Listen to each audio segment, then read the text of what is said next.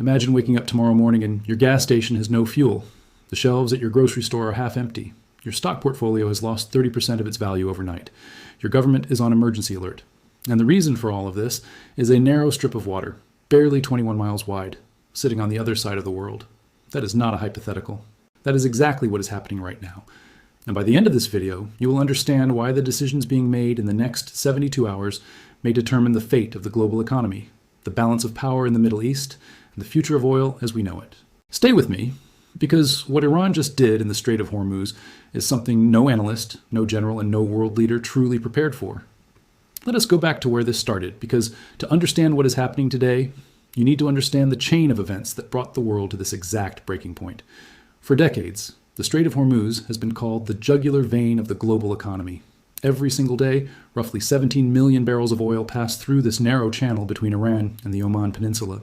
That represents approximately 17% of all the oil traded anywhere on Earth. Saudi Arabia's oil goes through it. UAE's oil goes through it. Kuwait, Iraq, Bahrain, Qatar, every major Gulf producer depends on this single waterway to keep the world running. If you shut the Strait of Hormuz, you do not just hurt the Middle East, you strangle Europe, you cripple Asia, you send shockwaves through every economy on Earth. Iran has understood this reality for 40 years. And for 40 years, the world assumed Tehran would never actually do it, because doing so would be military and economic suicide. The world was wrong. When the first wave of American and Israeli strikes hit Iranian territory, targeting nuclear facilities, missile production sites, and command infrastructure, the Iranian leadership faced a stark and binary choice. They could absorb the strikes, retreat to the negotiating table from a position of weakness, and accept a humiliating defeat in front of their own people. Or they could activate the one strategic card that no other nation on Earth possesses in quite the same way, the card that could transform a regional military conflict into a genuine global catastrophe. And in the early hours of what would become one of the most consequential nights in modern strategic history, Iran made its choice. Iranian naval forces, backed by the full operational capacity of the Islamic Revolutionary Guard Corps Navy, began systematically deploying assets across the Persian Gulf. Fast attack boats moved into their pre-planned positions. Underwater mines, a weapon system that Iran has been stockpiling and refining for exactly this scenario for decades, began appearing across the critical shipping lanes. Anti-ship missile batteries were activated along hundreds of kilometers of Iranian coastline. And within hours, the Strait of Hormuz, the most strategically vital stretch of water on the planet, became effectively impassable for commercial shipping traffic. The numbers tell the story with brutal clarity. Before this crisis began, tanker traffic through the strait averaged approximately 100 weekly transits. Within 72 hours of Iran activating its blockade strategy, that number collapsed to single digits. 7 tankers, 7 vessels daring to attempt the crossing, each one operating at enormous personal and financial risk, with insurance premiums that had exploded beyond anything the maritime industry had ever seen, and with crews navigating conditions that no sailor ever agreed to when they signed their contract. The International Energy Agency responded with language it almost never uses.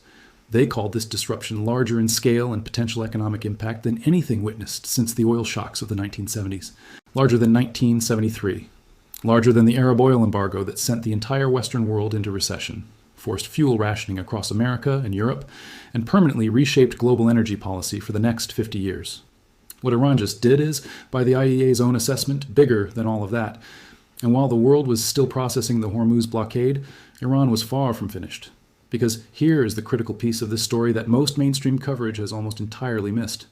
Iran did not limit its retaliation to the waterway. Iran went after the physical infrastructure of the Gulf states themselves. And this is precisely where the story transforms from a regional military confrontation into something that directly threatens the foundations of modern civilization. Kuwait felt the blow first. The Mina al-Ahmadi refinery, one of the largest and most strategically significant petroleum processing facilities in the entire Middle East, was struck by Iranian drones in 2 separate coordinated waves. Mina al-Ahmadi was not just any industrial facility. It processed approximately 730,000 barrels of crude oil per day. It was the central pillar of Kuwait's entire energy export economy. The fires that broke out following the strikes were visible from space. And the message Iran was delivering to every Gulf state was unmistakably clear. This is not only about the water. We can reach your land, we can reach your refineries, your ports, your pipelines. We can reach everything you have spent 40 years building. Everything you consider permanent and protected is now within our operational reach.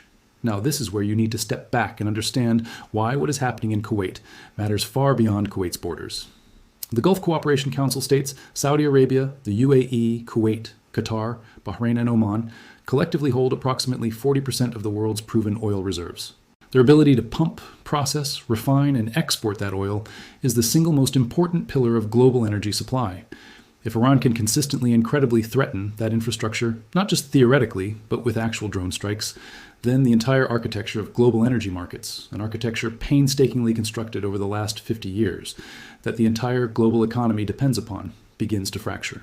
Every barrel of Gulf oil suddenly carries a geopolitical risk premium that the market has never fully priced before. Every tanker captain asks himself whether today is the day his vessel becomes a target. Every insurance company fundamentally reprices its entire Gulf exposure overnight. And every finance minister in every oil importing nation on earth stares at spreadsheets that are turning red faster than any policy toolkit can possibly respond. The oil markets reflected this reality with the kind of unambiguous honesty that financial markets sometimes deliver when the stakes are genuinely high enough. Brent crude, the international benchmark for global oil pricing, spiked to $114 per barrel at the peak of the crisis. $114. For context, when Brent crude has crossed $100 per barrel in the past, it was sufficient to trigger consumer panic, inflationary spirals, and policy emergencies across the globe. At $114, you are entering territory that begins to structurally damage economic growth in every major oil importing nation simultaneously. China, the world's single largest oil importer, was suddenly facing an energy import bill that threatened to unravel years of carefully managed economic planning. India, whose entire manufacturing revival depends on relatively affordable energy inputs, was caught in a vice with no obvious escape.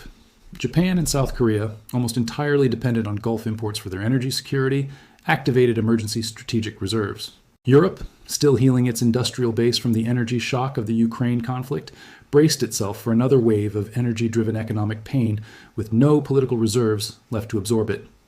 When President Trump announced a 5-day pause on American strikes against Iranian power plants, oil markets breathed temporarily.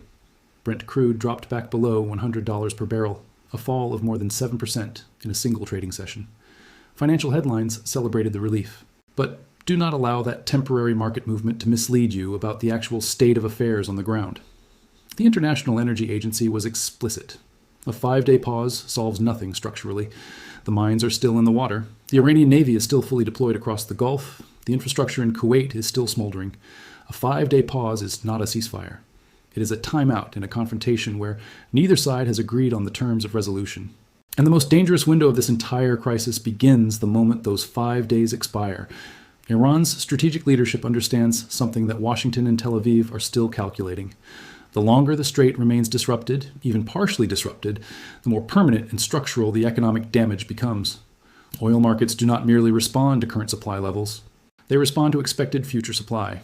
If traders believe there is even a 30% probability that Hormuz remains restricted for the next 6 months, oil prices will price in that risk immediately, today, right now. That is the fundamental logic of how commodity markets function. And at the current trajectory, IEA modeling suggests we could be looking at a global economic contraction that pushes tens of millions of additional people into energy poverty before the end of this calendar year. This war does not stay in the Middle East. It never could. It was never designed to. Let us now examine the military and strategic dimension more carefully, because understanding the chess match being played between these powers is essential to understanding where this conflict is actually headed.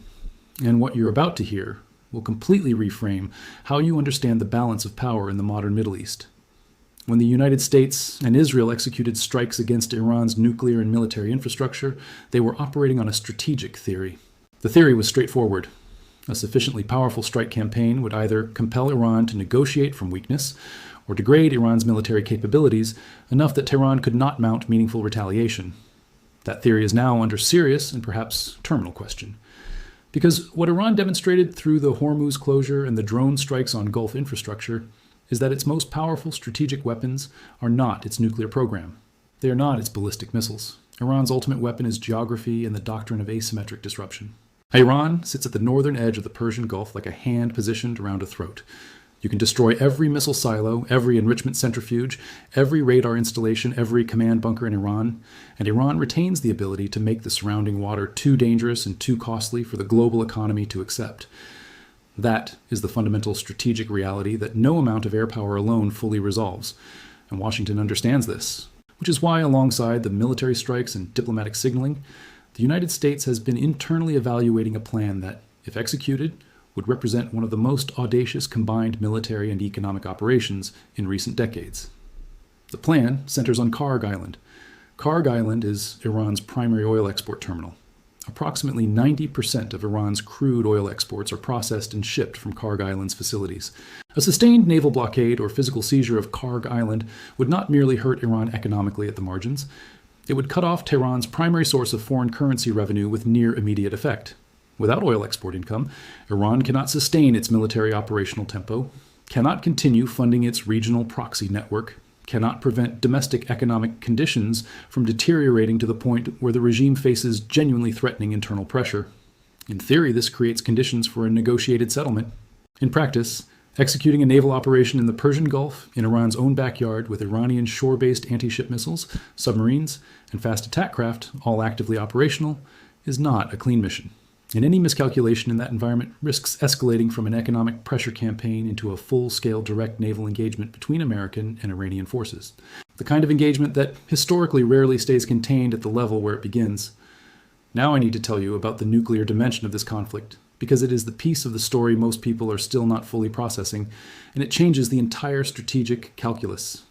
Iranian missile strikes targeted areas in Israel's southern Negev desert in retaliation for the initial strikes on Iranian territory. Among the zones that came under fire were areas near Dimona and Arad. You need to understand what exists in that region. The Negev Nuclear Research Center near Dimona is widely understood, based on decades of consistent intelligence assessments, to be the central facility of Israel's nuclear weapons program. It is where Israel has developed and maintains its strategic nuclear deterrent. When Iranian missiles land in proximity to that facility, you're no longer discussing a conventional military exchange with conventional stakes. You are introducing the possibility, however remote at this moment, of a nuclear dimension to a conflict that is already threatening global economic stability. The IAEA confirmed no nuclear material release occurred, but the message Iran embedded in this targeting decision was as unambiguous as a message can be. We know exactly where your most sensitive assets are, and we have demonstrated publicly and undeniably that we can reach them. That kind of signal changes the private calculations of every leader in the region and every nuclear-armed power watching this situation develop from outside. There is something else that has received almost no serious attention in mainstream international coverage, yet it may be the single most destabilizing element of the entire crisis. Iran's supreme leadership publicly committed to a position that makes diplomatic de-escalation structurally very difficult. The language used was deliberate and precise. The file of retaliation remains open until full accountability is delivered. What does that mean in operational terms? It means that even if a temporary ceasefire is brokered in the next few days, even if oil prices stabilize temporarily, even if the mines in the strait are partially cleared, Iran's leadership has made a public commitment to continued pressure on Gulf states and on Israel. There is no diplomatic off-ramp available that does not require Iran to visibly and publicly retreat from that commitment in front of its own domestic audience. And in the political culture of the Islamic Republic, such a visible public retreat is not merely diplomatically uncomfortable. It carries genuine existential implications for the regime's domestic legitimacy and its credibility among its regional allies and proxy networks across the Middle East. Meanwhile, something is fracturing within the Arab world that the Western media has almost entirely overlooked. And this fracture may carry more long-term strategic significance than any individual airstrike or missile exchange in this conflict. The UAE has spent the last 2 decades constructing itself into one of the world's premier commercial, financial, and logistics hubs. Dubai's identity as a global trade gateway, Abu Dhabi's sovereign wealth architecture, the UAE's carefully cultivated reputation as a stable and neutral business environment, all of it is built on the foundational assumption of Gulf stability and open maritime access. This crisis threatens that foundation directly. And a senior UAE official, in a statement that sent genuine shockwaves through Arab diplomatic networks, publicly criticized the fundamental failure of major Arab and Islamic nations to rally in support of Gulf countries during this crisis. The UAE is publicly and explicitly calling out the broader Arab world for abandoning the Gulf in its moment of maximum vulnerability.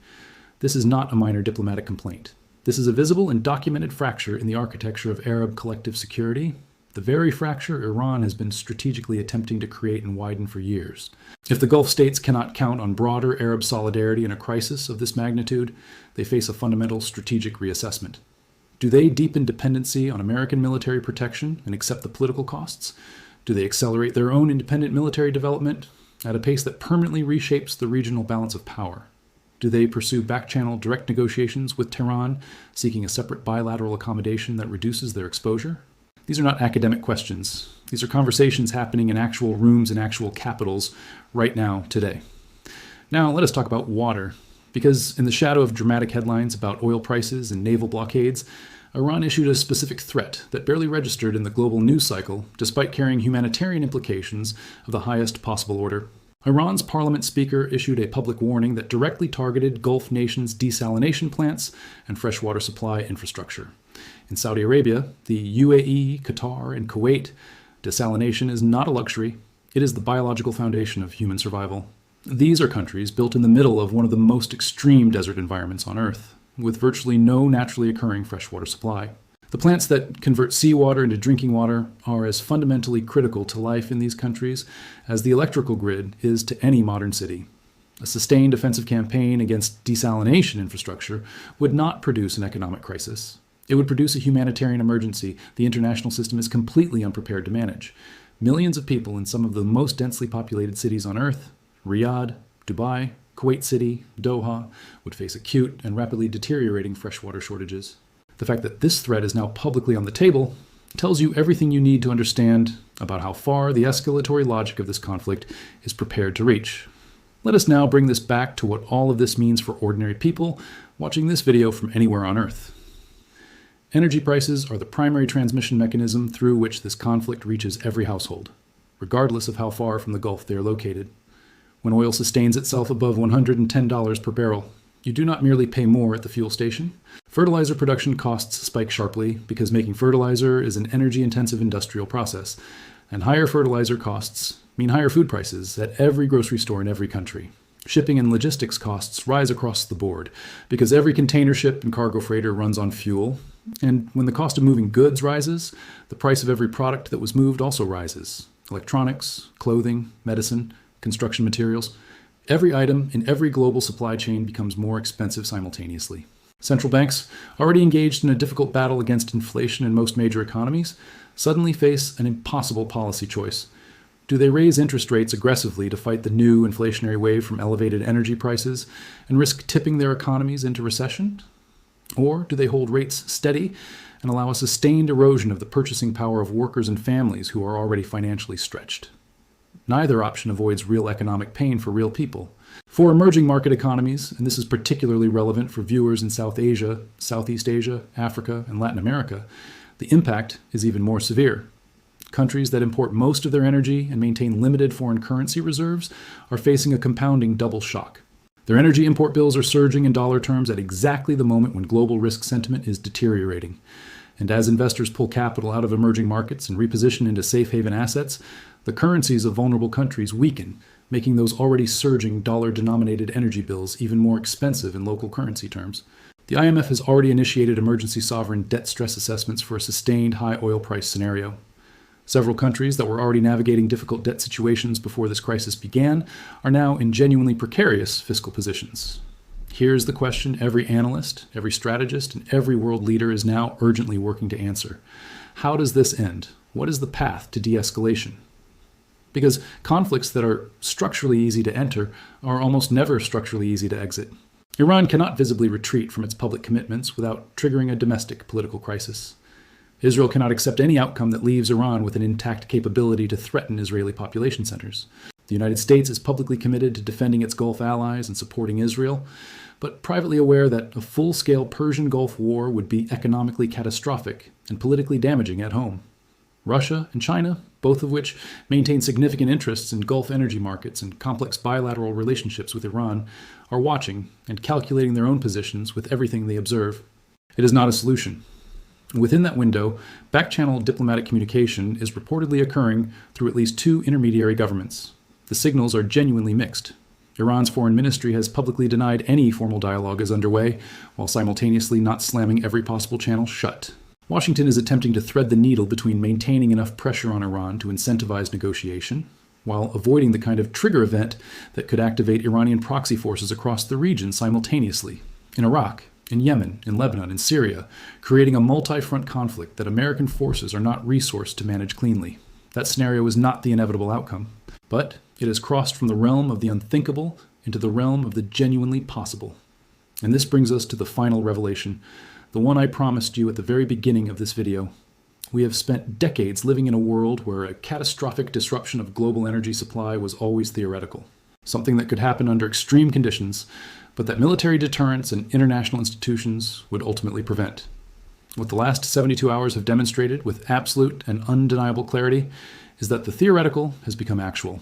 The assumption that the Strait of Hormuz would always remain open was one of the great unexamined structural vulnerabilities of the modern global economy.